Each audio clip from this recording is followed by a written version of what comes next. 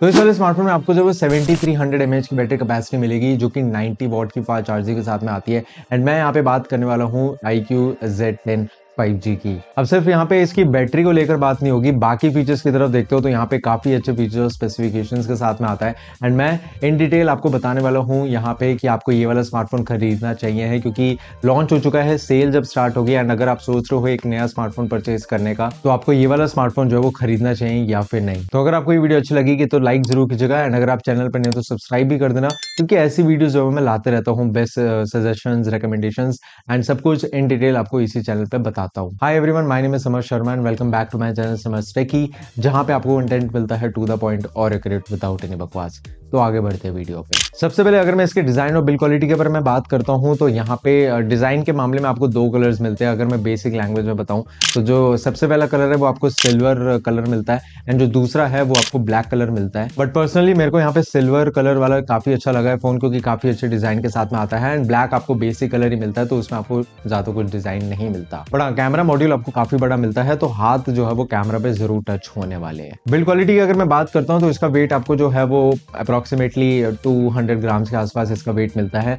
But यहाँ पे अच्छी बात यह है कि बड़ी बैटरी होने के साथ में, मतलब 7300 mAh की बैटरी कैपेसिटी होने के साथ में जो वेट डिस्ट्रीब्यूशन है आपको काफी ज्यादा बढ़िया मिलता है। एंड कैमरा मॉड्यूल भी आपको लाइक बड़ा मिलता है। बाकी मिलिट्री ग्रेड का सपोर्ट है, तो shock proof test and vibration test ये सब जो है वो हो चुके हैं। बाकी जो बैक पैनल है वो आपको प्लास्टिक ही मिलता है, जो फ्रेम है वो भी प्लास्टिक है, बट इसमें आपको शील्ड ग्लास प्रोटेक्शन मिलता है जिसमें थोड़ा सा मजबूत यहाँ पे फोन जो है वो बना देता है। बट ओवरऑल बिल्ड क्वालिटी के मामले में आपको यहाँ पे कोई भी प्रॉब्लम जो है वो नहीं आने वाली है। सबसे अच्छी बात मेरे को यहाँ पे ये लगी कि बड़ी बैटरी होने के साथ भी आपको जो है वो 200 ग्राम्स के आसपास वेट मिल रहा है, तो वेट डिस्ट्रीब्यूशन आपको काफी तगड़ा मिलता है इस वाले स्मार्टफोन में। डिस्प्ले की अगर मैं बात करता हूँ तो इसमें आपको 6.77 इंचेस का 1.5 के रेजोल्यूशन वाला डिस्प्ले मिलता है, जो कि 120 हर्ट्ज रिफ्रेश रेट के साथ में आता है। बाकी अगर मैं ब्राइटनेस के बारे में बात करता हूँ तो 5000 निट्स की पीक ब्राइटनेस मिलती है, तो आउटडोर्स में कोई भी यहाँ पे प्रॉब्लम नहीं आने वाली है, आप आराम से स्मार्टफोन को यूज कर सकते हो। एंड इस वाले स्मार्टफोन में आपको HDR10 प्लस का सपोर्ट मिलता है। बाकी आई कंफर्ट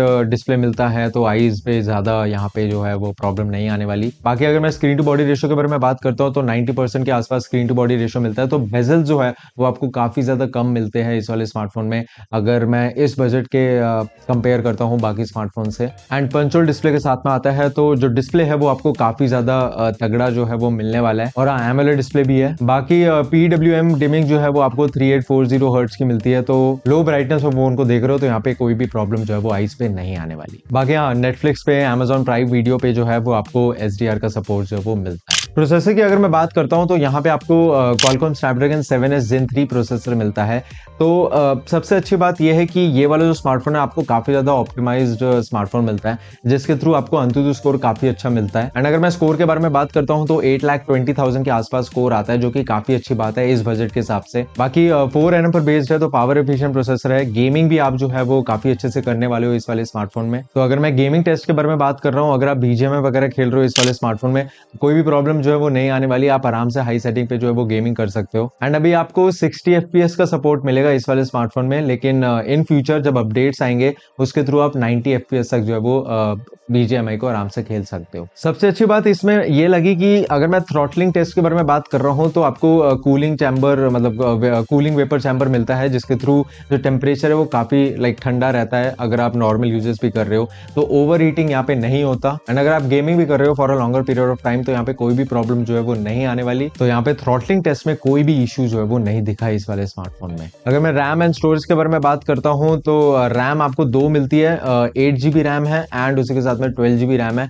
एंड जो स्टोरेज है वो आपको 128GB स्टोरेज एंड उसी के साथ में 256GB स्टोरेज मिलता है। रैम टाइप के मामले में आपको LPDDR4X रैम टाइप मिलता है एंड UFS 2.2 स्टोरेज टाइप है। बट हाँ, इस बजट के हिसाब से परफॉर्मेंस आपको काफी अच्छा मिलता है। अंतुतु स्कोर अगर मैं बाकी फोन से कंपेयर करता हूँ इस बजट के हिसाब से तो आपको काफी ज्यादा अच्छा मिलता है। बैटरी की अगर मैं बात करता हूँ तो जो मेन हाईलाइट है वो इस स्मार्टफोन की वो ये है कि इसमें आपको बैटरी कैपेसिटी काफी ज्यादा तगड़ी मिलती है। 7300 mAh की बैटरी कैपेसिटी है, जो कि 90 वॉट की फास्ट चार्जिंग के साथ में आती है। तो इस वाले फोन में आपको जो है वो सिलिकॉन एनोड टेक्नोलॉजी मिलती है, जिसके थ्रू आपको बड़ी बैटरी मिलती है। तो आने वाले स्मार्टफोन्स में आपको यही टेक्नोलॉजी जो है वो मिलेगी एंड धीरे धीरे करके सारी ब्रांड जो है वो जो अपनी बैटरी कैपेसिटी है वो इंक्रीज करेगी। बाकी अगर मैं बैटरी बैकअप के बारे में बात कर रहा हूँ, अगर आप नॉर्मल यूजर्स कर रहे हो, भाई बड़ी बैटरी है, आराम से दो ढाई दिन तक आराम से यूज कर पाओगे। एंड अगर आप गेमिंग भी कर रहे हो तो यहाँ पे कोई भी प्रॉब्लम जो है वो नहीं आने वाली है। 90 वॉट की फास्ट चार्जिंग मिलती है एंड अच्छी बात है कि इस बजट में भी आपको जो है वो रिवर्स चार्जिंग का भी सपोर्ट मिल रहा है। प्लस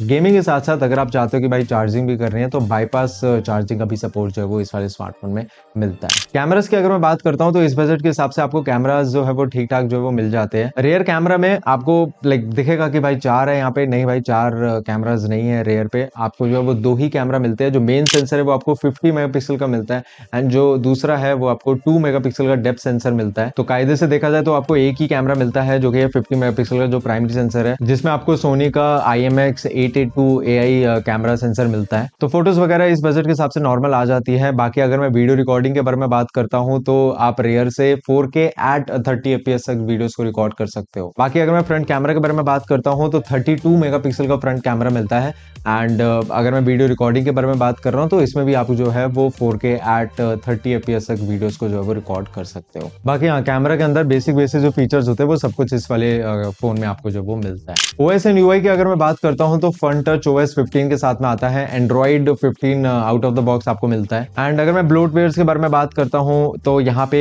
कुछ प्री इंस्टॉल्ड एप्स जो है वो आपको मिलेंगे, लेकिन आप उसको अनइंस्टॉल या फिर डिसेबल जो है वो आराम से कर सकते हो। एंड बाकी कंपनी जो है वो क्लेम करती है कि आपको 2 इयर्स के मेजर अपडेट्स एंड उसके साथ में 3 इयर्स के सिक्योरिटी अपडेट्स जो है वो मिलेंगे। बट हाँ, अलग अलग कस्टमाइजेशन, वॉलपेपर्स और ये सब जो है वो आपको इस वाले स्मार्टफोन में मिलेंगे। तो कोई भी प्रॉब्लम जो है वो OS एंड UI में नहीं आने वाले। अब हर बजट जो है वो आपको AI फीचर्स दे रहे हैं, तो यहाँ पे iQOO में भी आपको AI फीचर्स देखने को मिलेंगे, जैसे कि आपको सर्कल टू सर्च इस वाले स्मार्टफोन में मिलेगा एंड उसी के साथ में AI नोट असिस्ट का भी सपोर्ट मिलता है, AI इरेजर आपको मिलता है। बाकी AI फोटो एनहांसर का भी सपोर्ट जो है वो आपको इस वाले स्मार्टफोन में मिलता है। कनेक्टिविटी की अगर मैं बात करता हूं तो आपको 10 5G बैंड्स मिलते हैं, डुअल 4G वोल्टी के साथ में आता है एंड वाईफाई 6 के साथ में आता है, ब्लूटूथ वर्जन 5.2 है एंड उसके साथ में जो सार वैल्यूज है वो आपको विद इन लिमिट मिलते हैं एंड NFC का सपोर्ट आपको इस वाले स्मार्टफोन में नहीं मिलता। मल्टीमीडिया की अगर मैं बात करता हूं तो बड़ी स्क्रीन है, डिस्प्ले काफी आपको अच्छा मिलता है, AMOLED डिस्प्ले है, 120 हर्ट्ज रिफ्रेश रेट है। बट सबसे बड़ी प्रॉब्लम मेरे को इस वाले स्मार्टफोन में ये लगी कि भाई इस बजट में आपको स्टीरियो स्पीकर जो है वो दे देना चाहिए था, बट स्टिल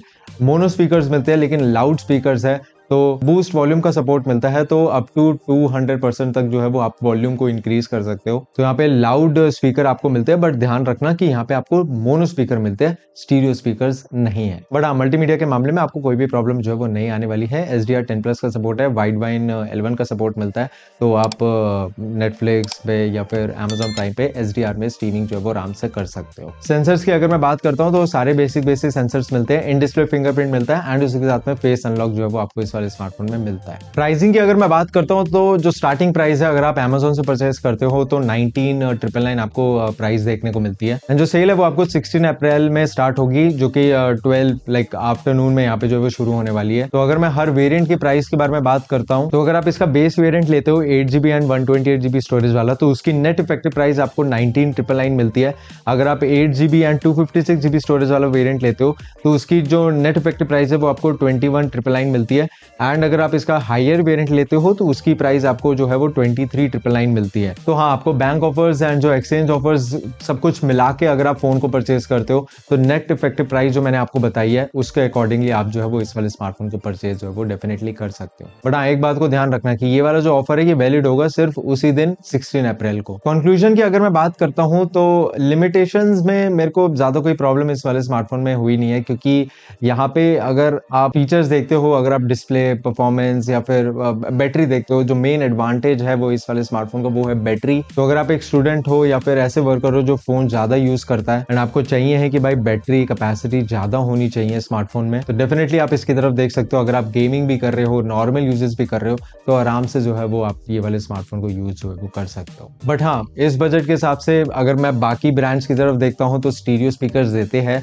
लेकिन इसमें जो प्रॉब्लम ये हुई कि भाई मोनो स्पीकर्स क्यों हैं, क्योंकि डिस्प्ले आपको काफी बढ़िया मिलता है, उसकी वजह से मैं लाइक स्टीरियो स्पीकर्स को ज्यादा प्रेफरेंस दूंगा। बट स्टिल बाकी फीचर्स की तरफ देखते हो तो कोई भी प्रॉब्लम जो है वो इस वाले स्मार्टफोन में नहीं आने वाली। तो बस इतना था वीडियो में। अगर आपको वीडियो अच्छी लगी हो लाइक जरूर कीजिएगा, चैनल पर तो सब्सक्राइब जरूर कर देना और बेल आइकन को ऑल पे प्रेस जरूर कर लेना, क्योंकि ऐसी वीडियो मैं लाते रहता हूँ। और मैं मिलता हूँ आपके साथ नेक्स्ट वीडियो में, तब तक के लिए टेकी बनते रहो।